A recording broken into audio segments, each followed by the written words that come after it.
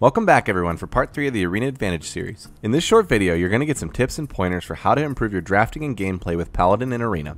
This guide seeks to make an already decent Arena player a little bit better by offering some specific considerations. Before we get started, I want to give a special shout out and thanks to pro Arena player Paladin. Paladin has been streaming high-end Arena play for a long time. He's had incredible success with all of the classes. He streams co-ops with notable competitive Arena players like Shady Bunny and Isherwood. He also landed a 7.23 average in the month of April, making the April Arena leaderboard on his first attempt. Be sure to check him out at twitch.tv/Keladar. He also runs a very helpful competitive Arena community through Discord and his Twitter.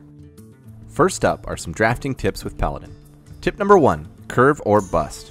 In a Paladin draft, managing the efficiency of your curve is the top priority. This is not simply because Curvestone wins. Yes, this is true. But Ungoro Paladin lives off of its interactions with an intact board.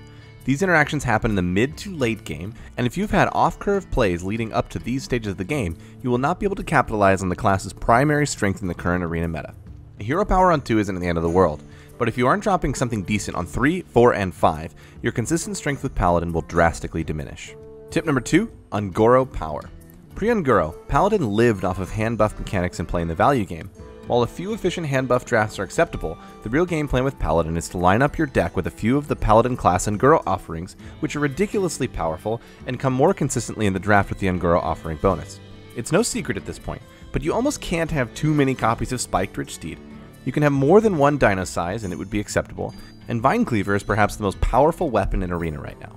Notice that all 3 of these cards are super high value, but they suddenly become amazing up-tempo cards if you have something active left on the board from previous turns. Tip number 3, draft sticky minions.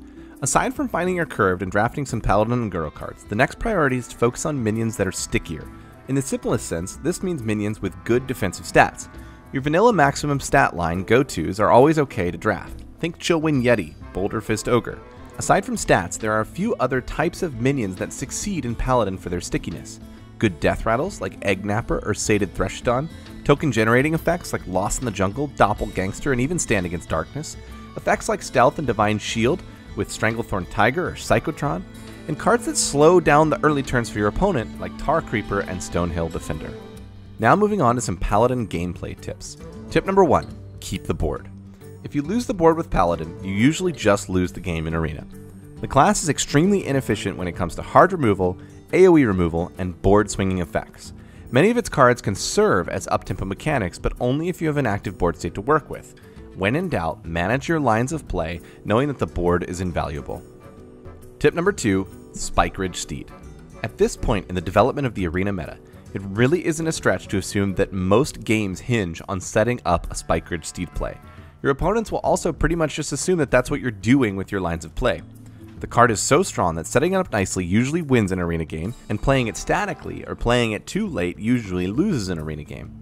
From the earliest stages of your draft leading all the way up to turn 5, Spike Ridge Steed is likely to be the very identity of your lines of play.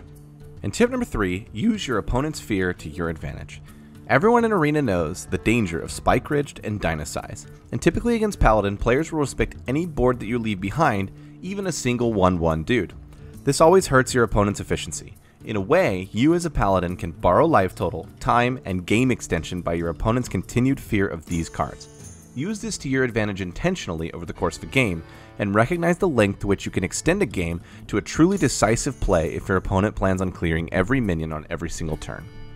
Arena draft tips and gameplay suggestions can spin on endlessly, and of course all situations are unique in Arena. But we hope considering some of these ideas for your Paladin draft and your Paladin gameplay can help you improve in how you navigate your next Arena run with Uther. Again, a special thanks to Keladar for the experience and for the tips. Be sure to check out his stream if you get a chance. And as always, thank you all for watching.